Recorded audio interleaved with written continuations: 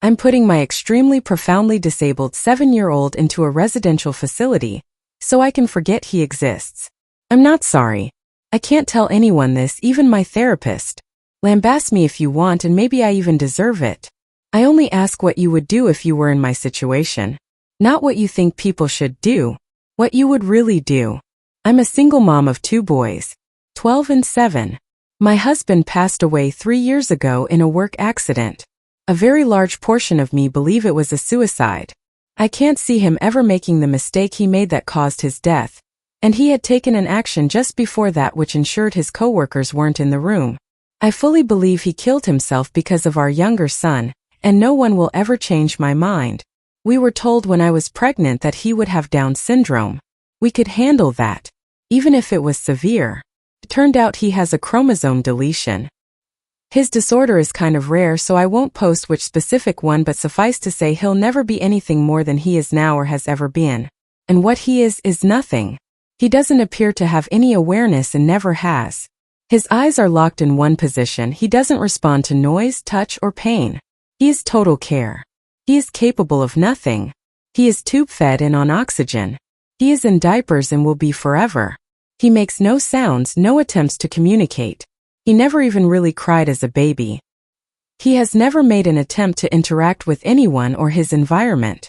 I'm not upset because I got a special needs/imperfect child. I feel the way I feel because this thing takes up 200% of my time and does nothing.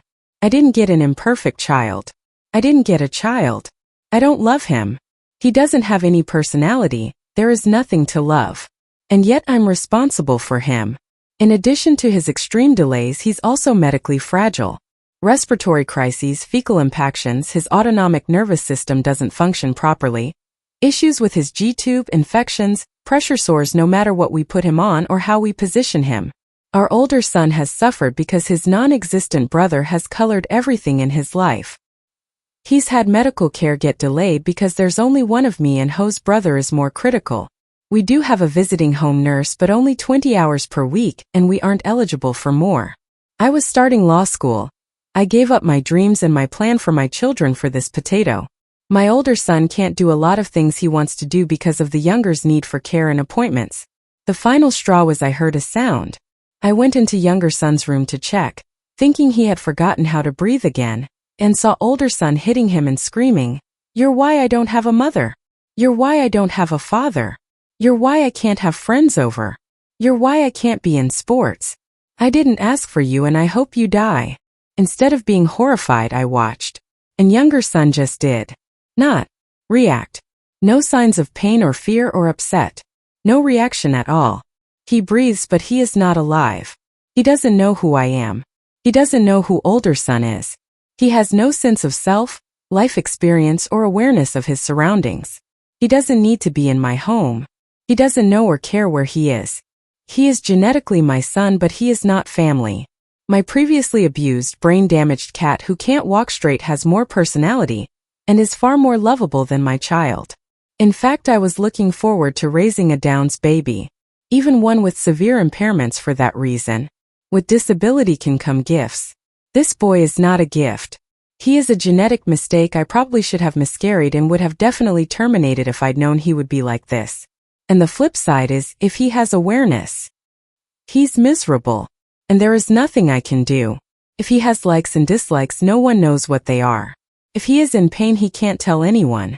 If he wants anything, he can't communicate. He's had every imaginable therapy. Nothing has made a difference. And so he's leaving our home on the 29th. I feel excited and relieved and then guilty because I know we'll be happier with him gone. He's already taken my husband and my son's father. He was working so much OT to pay for the cucumber's care. For the experimental therapies insurance wouldn't cover.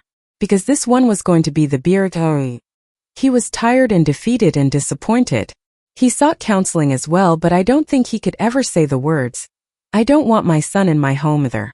He's ruined my older son. I was so wrapped up on the younger I never realized how ignored and damaged he was. He lost his father too. I didn't just lose my husband. He is my priority now, and this malignant lump can be someone else's problem. At least they'll be paid a wage to care for him. At least they'll get a break from him when they punch out. I just want to never think of him again and I'm not sorry. And for that I'm sorry. Thanks for reading. Edit. Thanks you/Pekinese for calling me a liar. Are you a medical doctor? If your Google Fu was any good you would have stumbled on 3P mosaic deletion duplication syndrome. That is the disorder my son has. I've basically identified myself by posting that, but hey, it's better than the PMs telling me to kill myself. If you look at the features of 3P deletion syndromes, they look like Downs.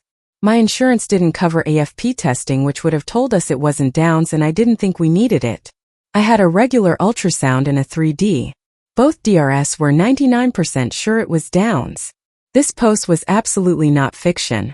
Instead, the mods and especially you/Pekinese just decided it was. If anyone would like, I'll dox myself. You can see my ID to verify my name, my marriage license, and my husband's death certificate. I will then link you to the news article of the freak industrial accident that ended his life so you can see it's the same person. As for not choosing hospice for my son, I can't. About a year ago I myself was hospitalized with severe depression and CPTSD. There is proof of that too. During that time my late husband's mother petitioned to get control as my son's medical proxy and got it. I'm fighting it, but it's a long, complicated process. There are competency hearings. There are statements from doctors and evaluations. Unless Soke's hospice, which she refuses, I cannot decide that. I have custody. I cannot make medical decisions. She agreed to residential care, which I feel is the second best option. So, he's going into residential care. As for mistaking a child choking with hitting, I was downstairs. I couldn't hear what my older son was saying. I only knew he was speaking. Go punch a blanket or ick a person with weak muscle tone. Then ask said person with weak muscle done to cough. They don't cough normally/forcefully. It's more a strong puff. Similar to, again, a muted punch. When you're used to jumping at every strange sound, it's difficult to discern what's what sometimes. So you/Pekinese. Anything else you'd like to know? Care to admit I just might be telling the truth?